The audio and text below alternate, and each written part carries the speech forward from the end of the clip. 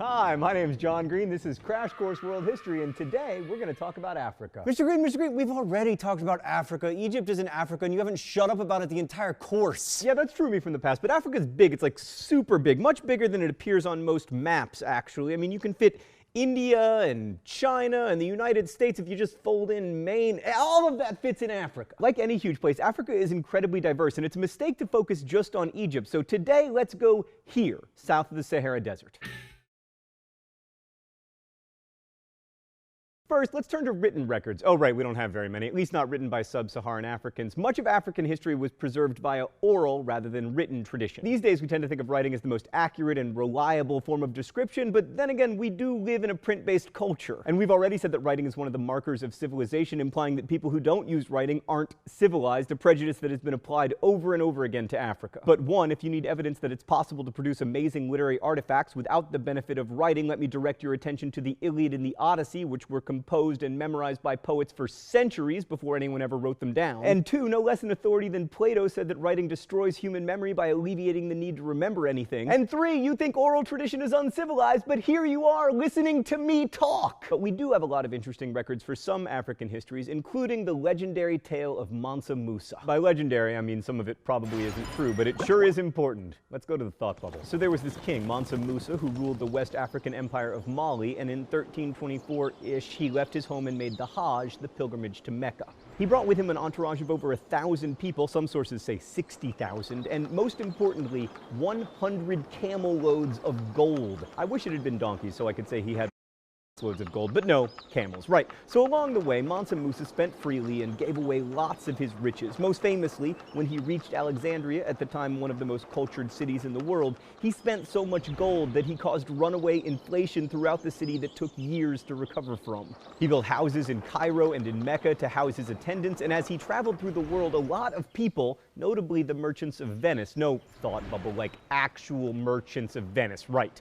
They saw him in Alexandria and returned to Italy with tales of Mansa Musa's ridiculous wealth, which helped create the myth in the minds of Europeans that West Africa was a land of gold, an El Dorado, the kind of place you'd like to visit, and maybe, you know, in 5 centuries or so, begin to pillage. Thanks, Thought Bubble. So what's so important about the story of Mansa Musa? Well, first, it tells us that there were African kingdoms ruled by fabulously wealthy African kings, which undermines one of the many stereotypes about Africa, that its people were poor and lived in tribes ruled by chiefs and witch doctors. Also, since Mansa Musa was making the Hajj, we know that he was A, Muslim, and B, relatively devout. And this tells us that Africa, or at least Western Africa, was much more connected to the parts of the world we've been talking about than we generally are led to believe. Mansa Musa knew all about the places he was going before he got there, and after his visits, the rest of the Mediterranean world was sure interested in finding out more about his homeland. Mansa Musa's pilgrimage also brings up a lot of questions about West Africa, namely, what did his kingdom look like and how did he come to convert to Islam?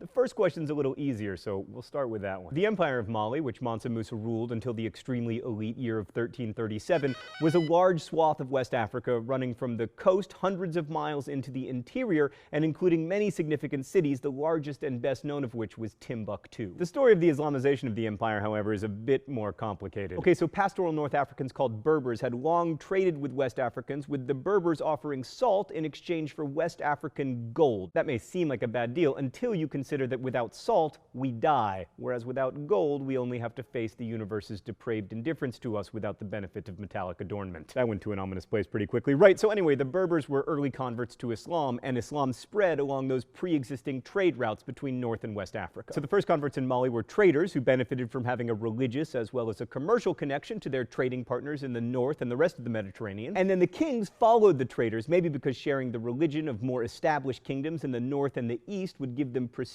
not to mention access to scholars and administrators who could help them cement their power. So Islam became the religion of the elites in West Africa, which meant that Muslim kings were trying to extend their power over largely non-Muslim populations which worshipped traditional African gods and spirits. In order not to seem too foreign, these African Muslim kings would often blend traditional religion with Islam, like, for instance, giving women more equality than was seen in Islam's birthplace. Anyway, the first kings we have a record of adopting Islam were from Ghana, which was probably the first empire in West Africa, and it really took off around the 11th century. As with all empires and also everything else, Ghana rose and then fell and was replaced by Mali. And the kings of Mali, especially Mansa Musa, but also Mansa Suleiman, his successor, tried to increase the knowledge and practice of Islam in their territory. So for example, when Mansa Musa returned from his Hajj, he brought back scholars and architects to build mosques. And the reason we know a lot about Mali is because it was visited by Ibn Battuta, the Moroccan cleric and scholar who kind of had the best life ever. He was particularly fascinated by gender roles in the Malian Empire and by Malian women, writing, "They are extremely beautiful and more important than the men." Oh, it must be time for the open letter. An open letter to Ibn Battuta. I wonder what's in the secret compartment today. Oh, appears to be some kind of fake beard. Movie magic! Stan, why did you do this to me? Dear Ibn Battuta, bro, I love Twitter and my Xbox and Hawaiian pizza, but if I had to go into the past and live anyone's life, it would be yours. Because you were this outlandishly learned scholar who managed to parlay your knowledge of Islam into the greatest road trip in history. You went from Mali to Constantinople to India to Russia to Indonesia. You were probably the most well-traveled person before the invention of the steam engine. And everywhere you went, you were treated like a king, and then you went home and you wrote a really famous book called The Real that people still read today, and also you could grow a real beard, and I'm jealous.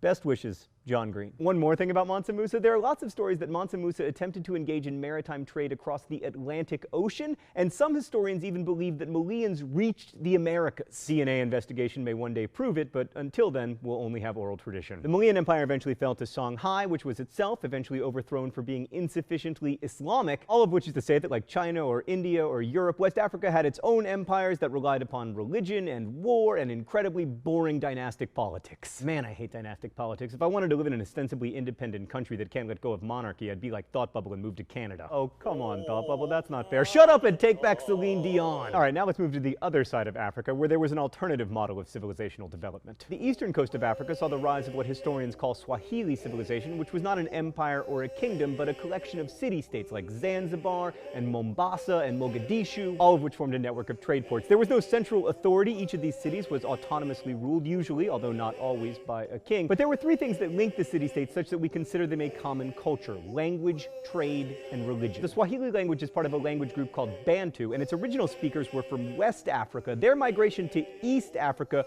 changed not only the linguistic traditions of Africa, but everything else, because they brought with them ironwork and agriculture. Until then, most of the people living in the East had been hunter-gatherers or herders, but once introduced, agriculture took hold, as it almost always does, unless, wait for it, you're the Mongols.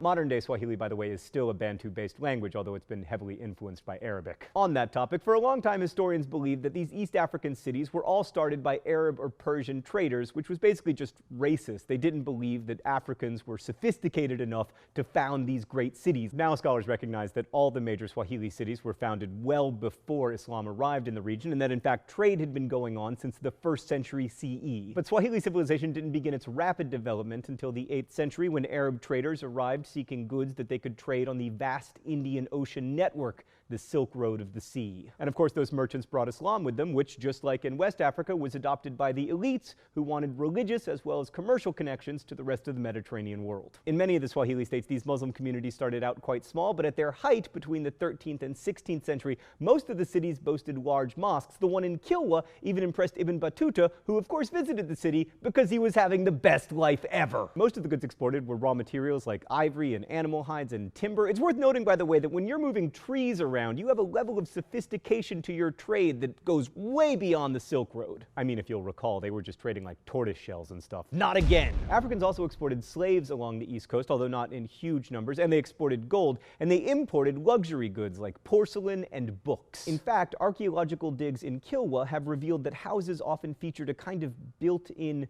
bookshelf.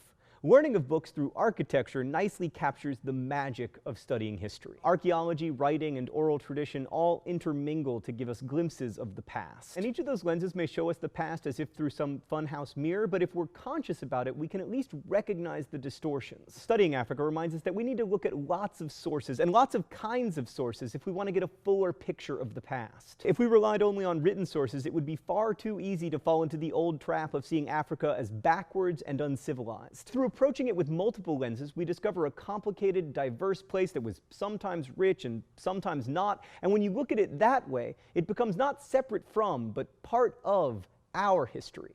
Thanks for watching. I'll see you next week.